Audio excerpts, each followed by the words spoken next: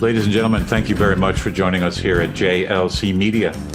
Today, I have my good friends with me that have been working on the ideas around resilience and leadership.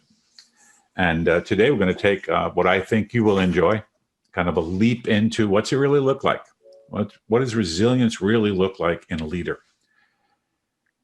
This is an area that personally I have struggled with my whole career. Thinking about how people sometimes are more interested in tripping me up and making me look bad, my mental model, rather than the actuality. Somebody really wants an answer to a question. So I think you're going to enjoy this one. As promised, we will all behave, hopefully very present and very vulnerable with you. And we'll see how that unfolds going forward. So I'm going to introduce my partners because you already know who they are. And I'll start with Vince. And Vince, you can add anything you like. So Vince is a retired naval officer and a leader, multiple postings as a leader.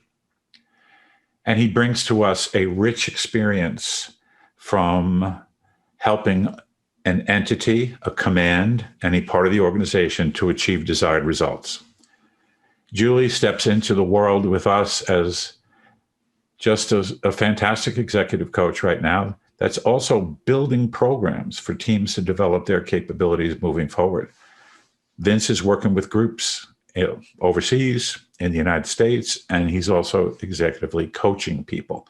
Colleen is an executive coach, and she brings forward not just the ability to coach effectively, but to build the necessary systems dynamics needed for people to be successful in their endeavors. An overarching theme in our work is to think about what it takes for the team to win. So that'll kind of be part of what we're going to talk about today.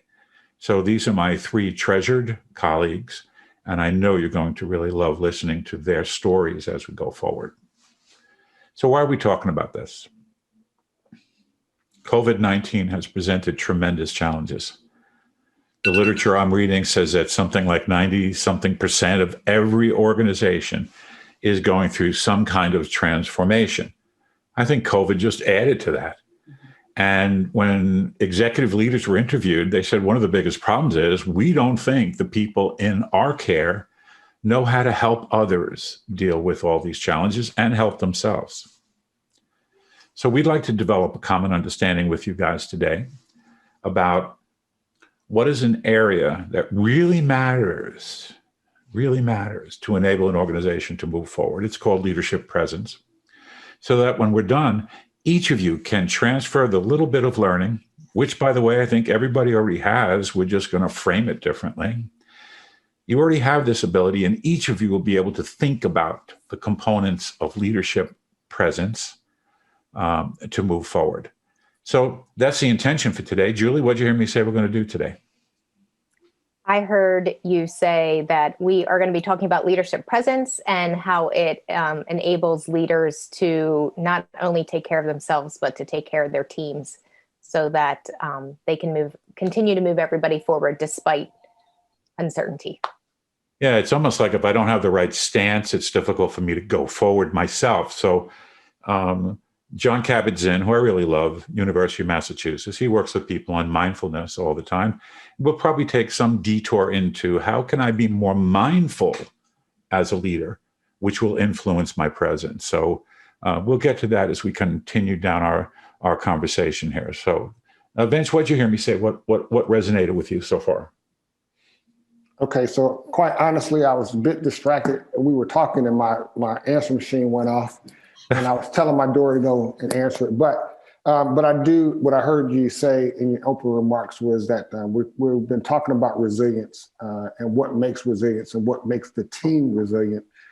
So we're going to take some time today to kind of explore that a little deeper from my standpoint, an individual perspective as a leader, and then how does it impact the organization and the team? And I'm excited to have some of those discussions with us today. See, at some level, I think you said it better than I did, because we're always worried about the team. Are we helping the team win? What do we do to help the team win? What do I do to help myself be successful and present and all the things necessary for me to be most impactful with those in my care. So well said. Thank you so much. Colleen, how about you? I think what resonated with me just in this brief piece is we always talk about leadership and leading, and the first place you lead is self. So what I heard is, how are we going to focus on our own personal leadership presence to ensure we have the capabilities to be resilient? And then, to Vince's point, how can we then look outbound and support others around us in enhancing their resiliency as well? And really well said. And I'll restate that literature again, because it matches your comment. The people that were surveyed that were in high-level executive positions, C-suite or higher, felt that those that they led were unprepared to deal with these incredible stressful challenges. And they were actually turning to this organization that was helping, which is really what coaching is all about, helping, to say, how do we do this better? So I think this little journey today about leadership and leadership presence will probably fit the bill for me, if not for you. So I'm going to get more out of this maybe than anyone else, and I'll probably have more fun because I am always in that space of trying to stay present in the work that I do. So let's begin here. I'd like you each to think about a story, personal story that happened to you in the last recently, 6 months, a year, your choice. You pick when. And I'd like you to talk a little bit about the impact of what happened and the need for you to become resilient as a result of that story, the impact that came from that story. So that's our deal. And since Vince has been distracted thinking about his story all this time, I'm going to let him start. And taking notes. I know he's still taking notes. So remember, when you take notes, you don't speak from the heart. But anyway, that's a whole nother podcast. So Vince, what's your story, brother? Okay. So watch this. So Ray, at the beginning, you told us to no funny business today, and I would just simply say, I promise you nothing. So with that said, I will say that you challenge us to really stay academic and current on readings and activities and things. And so you recently sent a Harvard Business Review on the question, what makes a good leader? And so I was recently reading that article, and because I'm always looking for ways to stimulate and better understand myself and how I can have impact for people's health. And so they talked about these emotional intelligence skills that really break people out, break great leaders out. And the number one item on that list was self-awareness. And so my story is about self-awareness. I'm a type A personality, and I had begun over the last couple of years volunteering with a parent organization that was really in the business of helping children, particularly minority children in this community, kind of get past the disparity of the academic achievement gap, right?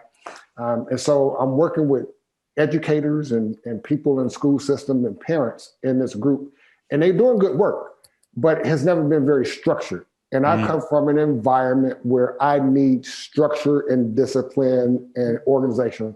And so the organization works behind a lot of emotion. And I'm trying to incorporate structure into our process design. And there's a clash of how we kind of achieve things.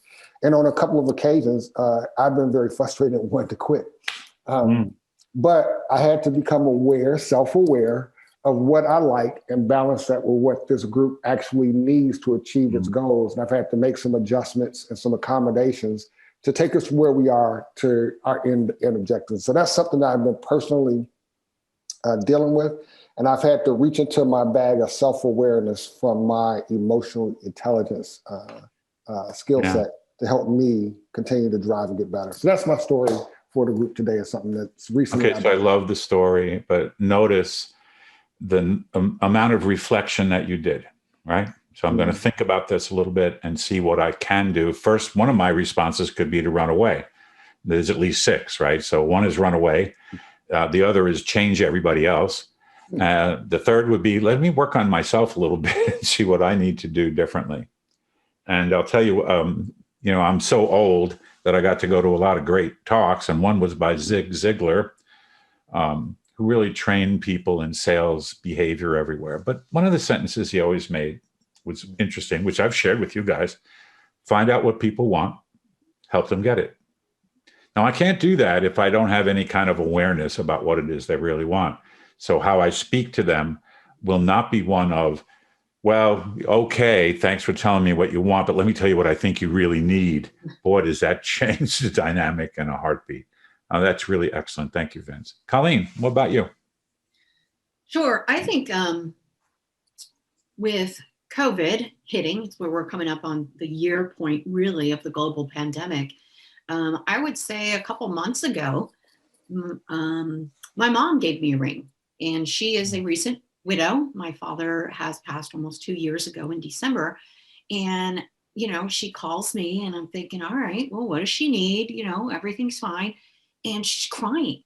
I mean, she's bawling, and she's like, oh my gosh, this isolation, it has got her in a really, really sad and lonely place. And so she calls me, of course, because she goes, I need more time with you. And she wants me to fix her and to help her and to support her in some way. And I'm over here going, well, hey, I got my own issues over here, man. I've got my own family. I've got my kids rolling in and out. I've got to worry about my husband. And instantly in my mind, of course, I started to think about myself. And I'm like, gosh, do I have it in me to handle my family and my children, and now my mom with this need that has surfaced with urgency. So It was just kind of a bad spot. I'm like, damn, I wish I wouldn't have picked up that phone call. Colleen and Vince, this conversation today is about leadership presence. It actually can't function without awareness. So you both have brought forward the fact that because I have personally chosen to build some awareness about what was going on with this group I was working with, what's going on with my mom, now I have a chance to shift into, okay, what is my leadership response? And as we respond as leaders, we will shift in a few moments to what does leadership presence look like, especially when I become aware that there's something that ought to happen here. That was great. Thank you both. Julie, got one? I do. So my mother died of cervical cancer 2 years ago, and I had been going to therapy to deal with emotions, because I do not deal with emotions, Vince. I'm with you. Let's have the structure. Let's get shit done. Let's not talk about the feelings or any of that sort of stuff. But it was getting in the way, and I just wasn't able to sleep. And so I had to work with someone who was able to help me sort of through this and have fun with it and laugh about it and everything.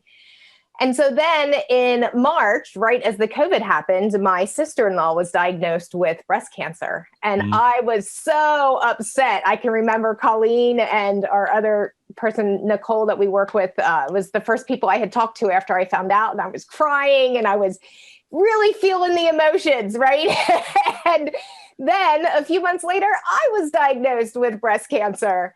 And my therapist gave me permission to not have to do the feelings, because now I'm in the fight for my life. And everyone else around me was like, how are you feeling? How are you feeling? And my therapist was like, put it in a box, put those underneath the bed. And after you deal and heal from the cancer, then we can pull it out and we can grieve later. But the grieving right now during the breast cancer is not going to serve you. And I'm so grateful that I had that permission, because everyone around me just was upset. And, I could have easily gone down that victim mentality, and that wouldn't have served me. Yeah. So you could have been seduced into drama.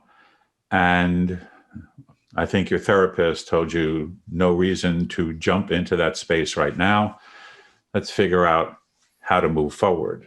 So I think I'm going to go ahead and if I got all three of your stories well, I'm going to stay with you for a moment, Julie, because both Vince and Colleen and me, we all walked down this road with you to some degree, some larger, some smaller, but to some degree. So I'll start with you, Colleen. When we talk about leadership presence, we talk about three aspects of that. What is my focus? What is my stance? And what is my talk? And in the work you just read in the HBR article by Dan Goleman, he talks about that all the time, the ability to work on my own personal self-mastery. And this self-mastery comes from in the work of the learning organization and in the work that we do in conversational leadership, everyday leadership conversations. We talk about this leadership presence from those in those three areas: focus, stance, and talk. So Colleen, you get us started. Why don't you talk a little bit about what you heard from Julie as she walked down this road, because she shifted and changed in those areas as she went. So what can you remember about her focus, her stance, and talk? And then Julie gets to go no or yes at the end of this. So, so what did you see happening there, Colleen, from those three arenas? Sure. Well, I think it sounded like when she first heard the information, right? Her talk, she chose to use words that were positive. She chose to stay out of a victim stance. Yep. And she also chose to focus on the recovery piece and the fight, not necessarily the emotions or those types of things. So it sounds like her presence, just everything went to focus to the fight of her life and ensuring her talk, focus, and stance. So the words she used day in and day out, and I can attest to this is true. Her talk, her focus was absolutely laser on forward, on what are my options, on what can I do, on what is the best thing for me. And her stance continued to be aggressive in the fight for her life. Yeah. And positive. Yeah, that's something really interesting there. And so let me hold you there, audience, with us and my team and me. So Julie's focus, stance, and talk was about an optimistic and positive future end state. There was no question about that. Let me just hold that. I'm going to go to you now, Vince. What did you notice from Julie? So it's interesting how we look at the same information, but we interpret it a little differently. When I thought about it as what she said, I thought about her initial focus was what her presence was as an individual in general, type A personality, non-emotional, non-committal. But she recognized in order to be more effective that she had to go and make some shifts in that behavior. So she went out, self-awareness, and she went to seek the things that she needed, the tools she needed to kind of open her aperture. And so she did that, and that was great.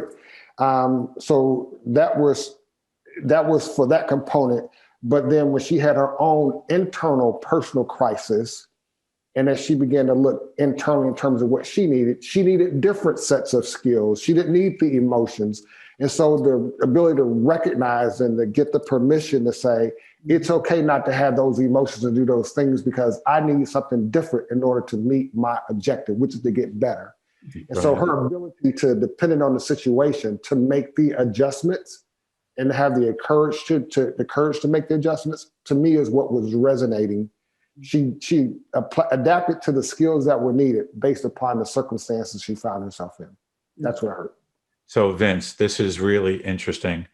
Neither you nor Colleen nor Nicole, and I don't think any of us did this, we didn't project our own fears onto her, thinking if that was me, this is what I would be doing now. I'd jump off the roof. I'd go away for 6 months. I'd put all the possibilities, right? And we didn't do that. We honored her thinking and where she was.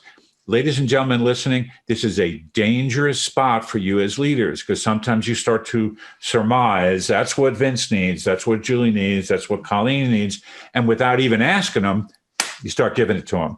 Yeah. Dangerous, dangerous. It actually, unfortunately, can shift you into a persecutor and make the person even more of a victim. That was brilliant. Julie, how'd they do recognizing what you were going through? Yeah, they were pretty spot on. Colleen definitely was there, and she would be probably one of the only ones that actually did see when I did have emotion.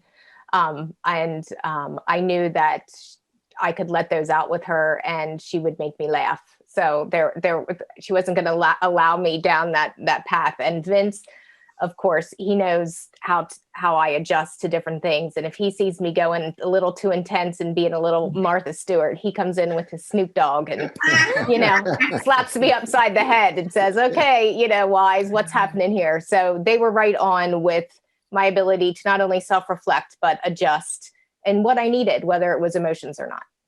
Yeah, so there's something here deeply in this piece that you just shared with us. We did this in the last podcast we did, I believe. Networks and relationships are everything in resilience.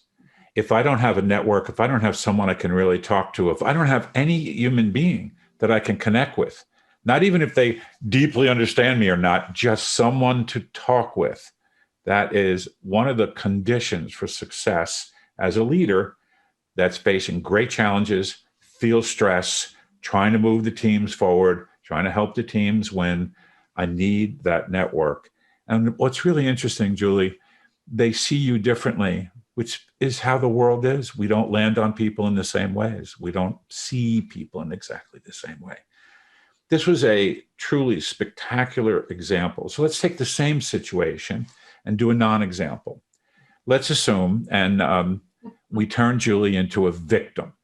What would victim language sound like? So victim presence. What would a victim language sound like when Julie was facing all of that stuff that was cascading over her like a gigantic wave?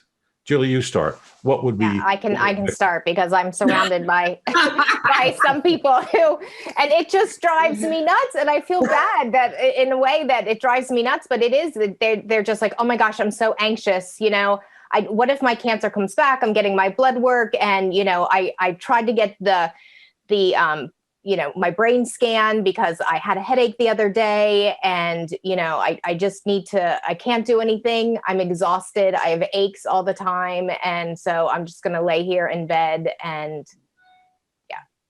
wait for it to happen. All weigh in and wait to die.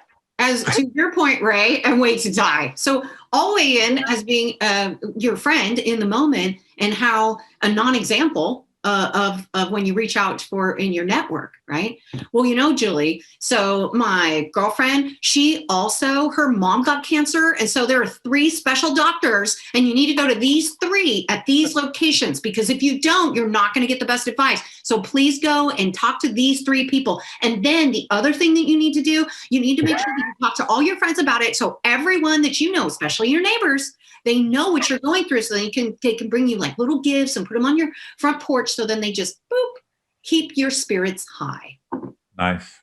It feels like that's perfect, Colleen. It's like, let's do some commiseration and tell you stories about other people, and my stories, not your stories. We're not worried about you any longer. Let me tell you some stories, and then we start telling you what you should do. And we've talked about this in our company all the time. We got to stop shoulding on people, because we're constantly you should do this, you should do that. And if there's anything I noticed through those interactions, I didn't see anybody do that to Julie. Vince, what's a victim sound like? To me, a victim sounds the opposite of what I experienced in my father died of cancer, and my mother had breast cancer.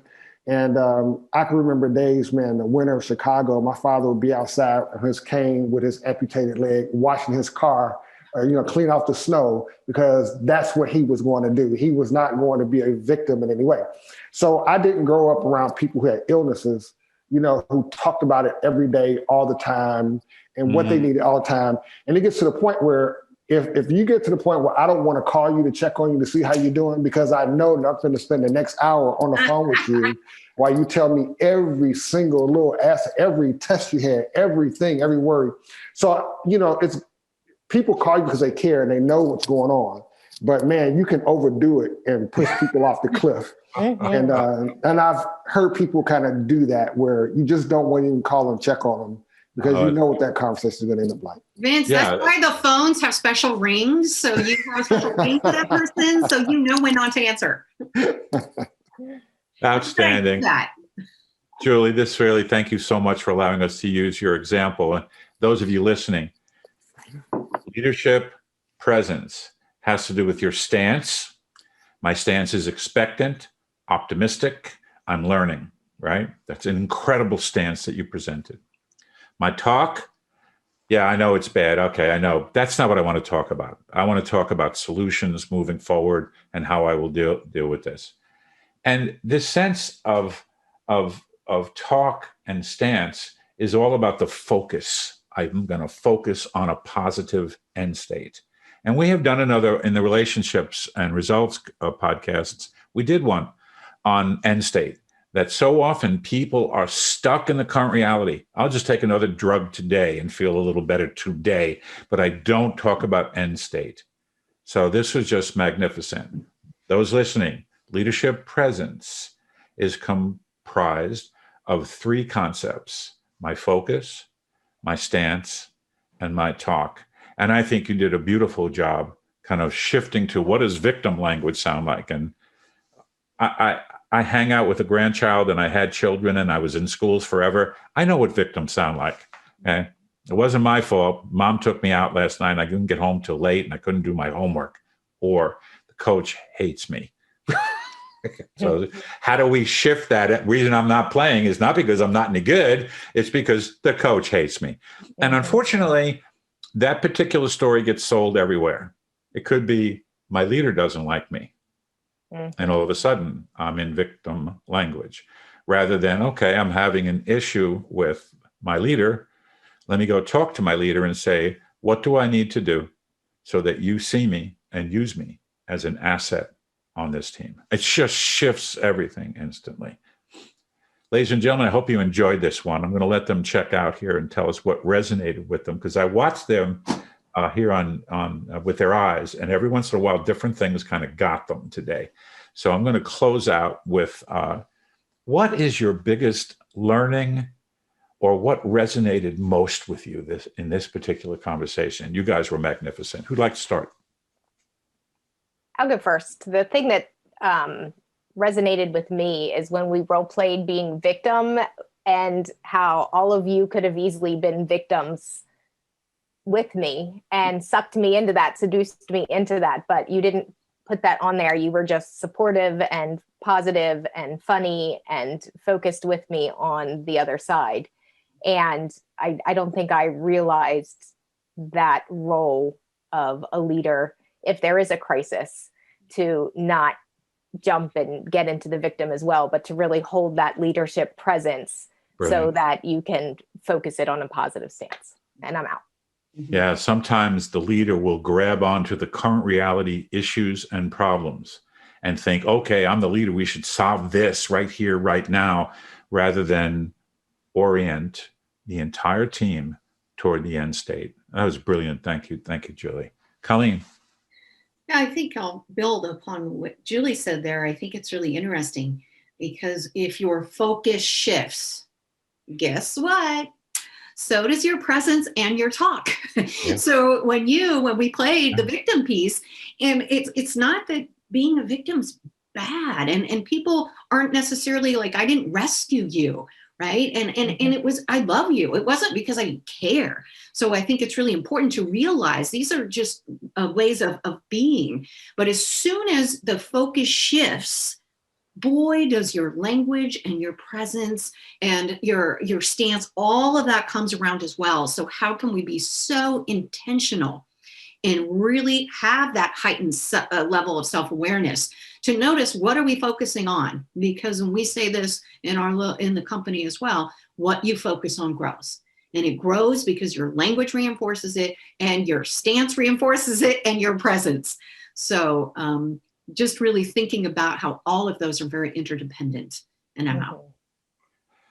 I'd like to say something to the audience and to myself for this. I got to be really careful, because sometimes I believe people think if I commiserate with them, it's a statement of care and love, right? And I almost think we're trained that way. Look at any show on television right now. They're all dramatic, and they're all people grabbing onto one another through their crises and all. It's almost like we built a herd mentality about what it looks like to help somebody in a crisis.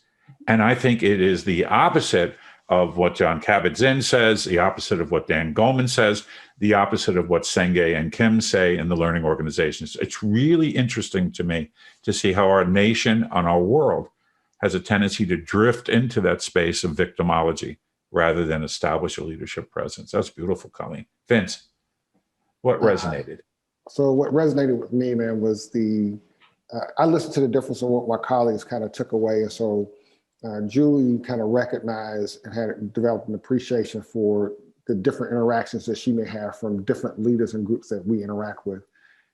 Colleen kind of described the overarching results of your focus, your stance, and your talk, and how as you shift those dynamics, it can shift your focus and therefore shift your outcomes.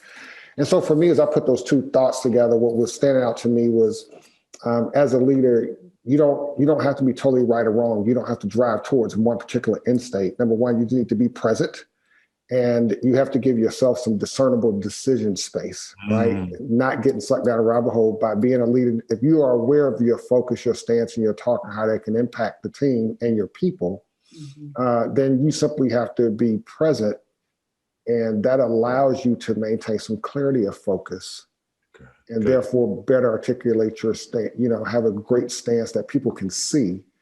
And then your talk will certainly emulate those two entities. So I thought it was I was thinking about how those two spectrums of our conversation today tied in for me and my small brain. I love it. And I'm out. Yeah, what you really gave us was an even deeper learning. Your leadership presence is a choice. And I think so many times people don't think it is. I got to behave this way. I actually hear that language coming from our clients. And so what you gave us that time was, wait a minute, I can choose to show up this way and to be present this way. It was magnificent. Thank you. Thank you all. As always, I have learned so much. What a pleasure being with you. All of these podcasts come from requests from our clients. They ask us to deepen their understanding about one concept, one practice, or one principle that we share with people as part of our leadership development work. Hope you enjoyed it. We'd love to know from you how you did or did not enjoy it. And if you didn't like it, please contact the United States Secretary. I know, I'm just kidding. Just give us feedback if you liked it or didn't. I know there's always someone to talk to. But you can find us and find more about leadership and leadership presence at gojlc.com. And you can listen to this podcast on all of the normal podcast places that you turn to as you listen to podcasts. Ladies and gentlemen, thank you again very, very much for being with us. Take care. Sincerest thanks for listening to this episode of the Everyday Leadership Conversations podcast. The Jorgensen Learning Center offers a variety of programs for individuals and organizations to enhance their communication and leadership skills. To find out more about programs and upcoming webinars, check out our events page at gojlc.com.